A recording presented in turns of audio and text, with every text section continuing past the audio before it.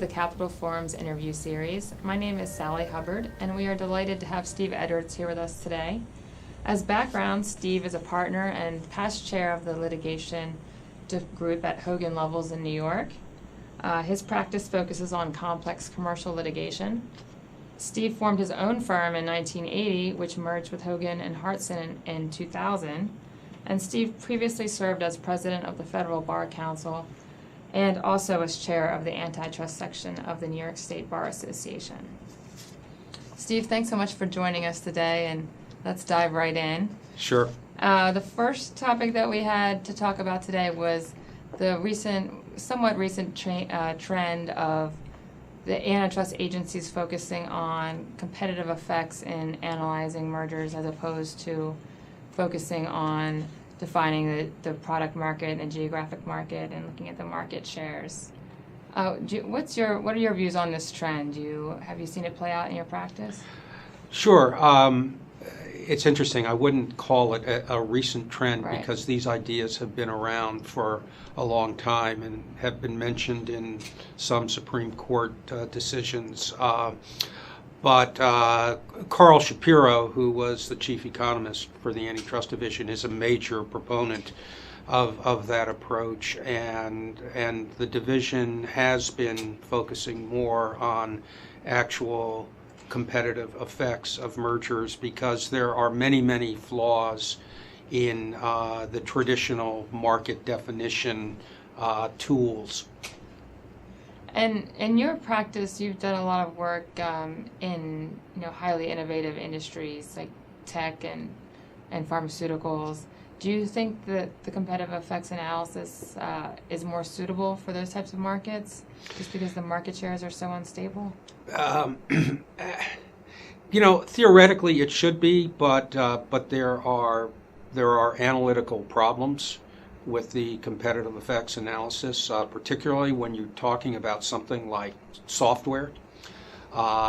Typically, software vendors charge license fees based on the number of users, and of course the cost of providing the software is the same whether you have 10 users or 10,000 users, and the cost of actually manufacturing that disk or whatever the medium is almost nothing.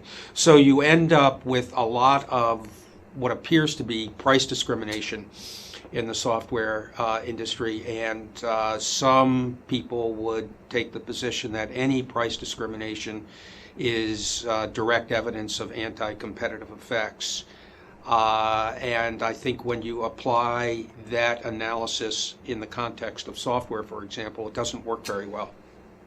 It can give you false positives. So I understand the idea that the costs of the licenses, the cost of actually the CDs and the reproducing the software are not that high. But how does that lead to price discrimination? Could you explain how that works or what you mean by that? Sure. You can have two similarly situated customers where the vendor charges a different price based on the customer's willingness to pay, and so you're charging one customer $1 million, another customer $500,000.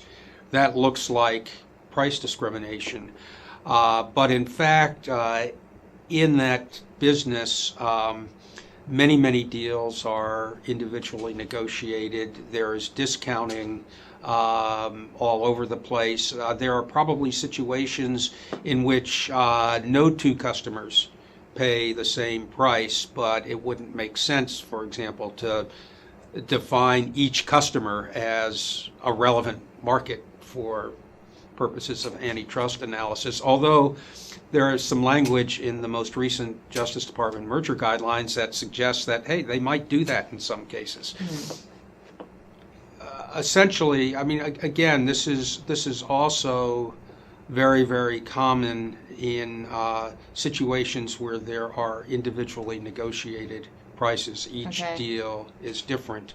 And so you're charging one customer one price for a product and another customer a different price for exactly the same product. And the theory of price discrimination is that if you're able to charge more to a second customer or a second group of customers with particular characteristics, then you must have some market power vis-a-vis those customers. Otherwise, you would have to charge everybody the same. I mean, the classic example of the perfectly competitive industry is wheat farming. There are so many wheat farmers in the country, and there's so much competition in wheat farming. You know, it's actually probably not true, but this is the apocryphal or a hypothetical example everybody always gives. But there's so much competition that no single wheat farmer can affect the price of wheat by raising its price. If you raise your price a penny, you're going to lose all your business. So again, there's no price discrimination in that business, so it's perfect competition. Okay. That makes sense. And you know, I guess thinking about it theoretically, there are probably two sides of a continuum here. You know, at one end you do have sort of the perfect competition model, and then at the other end you do have the sort of egregious price discrimination model, where clearly an entity is able to engage in price discrimination because it has significant market power. But the reality is most situations are somewhere in between. And so you have to be very careful how you use price discrimination as evidence of anti-competitive effects, because again, it may yield false positives. And this is particularly problematic in the software industries where you have these individually negotiated contracts and the... Yeah, I think it's particularly problematic in high tech generally, where most of the money is in R&D and is not in the marginal cost. So the marginal cost of producing an additional item is almost zero. Now, you know, I'm sort of focusing on a very narrow example here, and obviously there are situations where, for example, you have a merger and you're looking at the merger after the fact and prices have gone up. Well, that's pretty good direct evidence of anti-competitive effects. Or maybe you're looking at a merger and there have been other mergers in a particular segment of the economy, and when those mergers have occurred, you've seen increases in prices, and that's kind of a natural experiment which would enable you to infer that there might be anti-competitive effects. Or you know, there are situations where the agencies get the documents from the merging parties as part of the HSR process, and they see all the plans, and the plans, of course, say, yeah, we're going to merge and we're going to be able to increase our prices significantly. And you know, that's pretty good evidence of anti-competitive effects, and it's logical that the agencies rely on that. And I think in many respects, I mean, Carl Shapiro is right. That can be more reliable evidence in that context than the traditional market definition HHI analysis. Right. Especially when you have new nascent markets, and you know, where the market shares are not yet established or they're quickly changing. It seems that maybe competitive effects might be more suitable. Do you think? It could be, but it's a very, very complex business, and I think one of the things that's happened over time with respect to antitrust generally is for many, many years we were always looking for presumptions because we didn't want to get into the really nasty, dirty, detailed, factual analysis. And I think in this day and age there's a trend to focus more on the facts and really delve into the facts and try to understand what's actually happening in an industry, because you know, yes, direct evidence of price increases it might be evidence of anti-competitive effects in a relatively new industry where you have new entrants and nascent competition and all of that. But it could also be very misleading because somebody comes in with a new product and today they're on top, right. and so they're able to raise their price. They're able to raise their price as easily as perhaps you can increase your market share, but tomorrow there's a new competitor in the neighborhood, and all of a sudden those market shares and price increases don't work anymore. Right. So you really have to look at the facts. Right.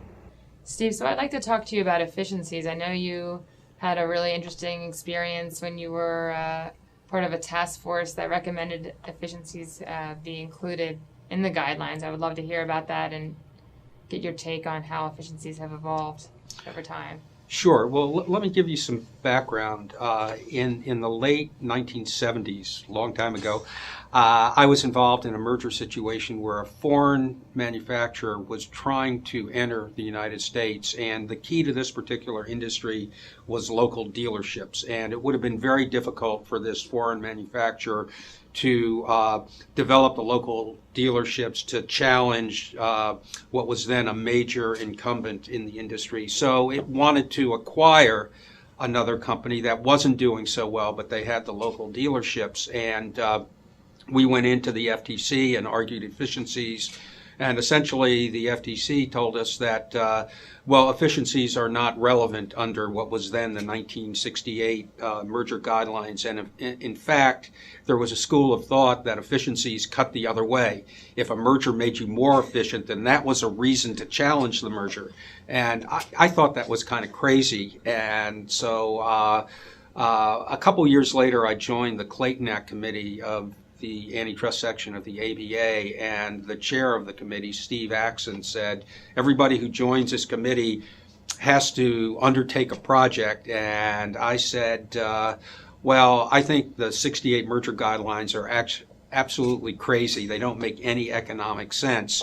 Why don't we consider whether to revise the merger guidelines? He said, great idea. Why don't you put together a task force? It'll be the Merger Guidelines Task Force. This is going to be wonderful. So I put together a task force of a group of people I knew, a lot of antitrust lawyers, some economists. There was John McGowan from Charles River and Janusz Ordover, who is now very well known in this field. But at that point, he was sort of a kid from Poland who was just out of NYU. And so we put together our task force and we wrote a report that recommended that efficiencies, among other things, should be a major consideration in merger analysis. And then what happened next? So the powers that be in the ABA antitrust section basically rejected our report and refused to publish it. And I basically said, well, that's fine. I'm going to get a law review to publish it. They said, you'll never get a law review to publish this. And the Columbia Law Review published it as the lead article in its January, I think, 1981 issue. And this was at the same time that the Justice Department and the FTC were examining the merger guidelines. The Justice Department came out with new merger guidelines in 81 or 82, I can't remember the exact year, but based on some interaction we had with them, they recognized efficiencies to a certain extent, and the FTC actually cited our report in its statement on merger guidelines and said that efficiencies are going to be a major part of our analysis. And then as the guidelines evolved over time, not only did efficiencies become more important in the analysis, but the proposals we had made for how you should analyze efficiencies became embedded in the guidelines. Now, this is no coincidence. At some point, and I can't remember exactly what the year was, Janusz Ordover, who had been on our task force, became the chief economist for the Antitrust Division, and he undertook a revision of the guidelines, and he had been one of the authors of our original proposal. Wow. So he incorporated a lot of our ideas in the guidelines, and they are there in the guidelines as they exist today. And efficiencies are definitely part of the analysis, although they are difficult to quantify.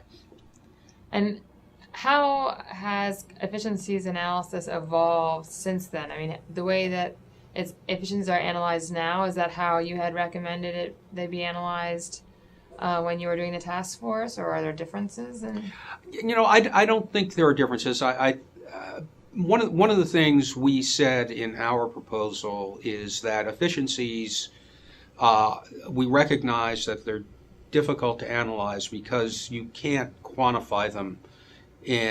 I'm sure there are economists that try to quantify them, but you can't quantify them in any sort of user-friendly way. You can't say, well, this merger has an efficiency quotient of 10, therefore it's good, and this one has one of 5, therefore it's bad. But you can use it as kind of a tie-breaking factor if you're dealing with a close case based on the numbers, the market shares, and the other direct evidence of anti-competitive effects, whatever you're looking at.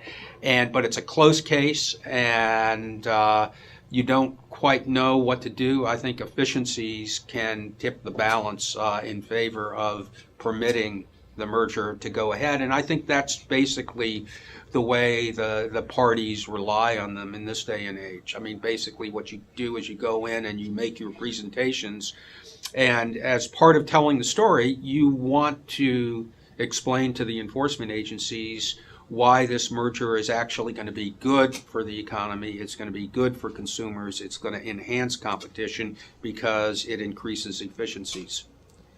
Now, there's been some debate about whether those efficiencies are always passed on to the consumers or whether they just mean greater profits for the combined entity. What are your views on that? Well, that was kind of the logic that existed prior to the 1980s, when efficiencies were considered to be a bad thing. And the reality is, if you've got competition, efficiencies will be passed on to the consumer. And I think a good argument can be made that efficiencies are sort of a good in and of themselves, because, I mean, let's just say hypothetically you had a situation where you didn't have sufficient competition to cause those efficiencies to be passed on to the consumer, but you were able to achieve the efficiencies. As a result of achieving the efficiencies, the profitability of the incumbents went up. Well, that profitability is going to attract new entry and new competition, and so I think in the long run, those efficiencies will be passed on to the consumer. I think it would be a very, very unusual case where that did not happen.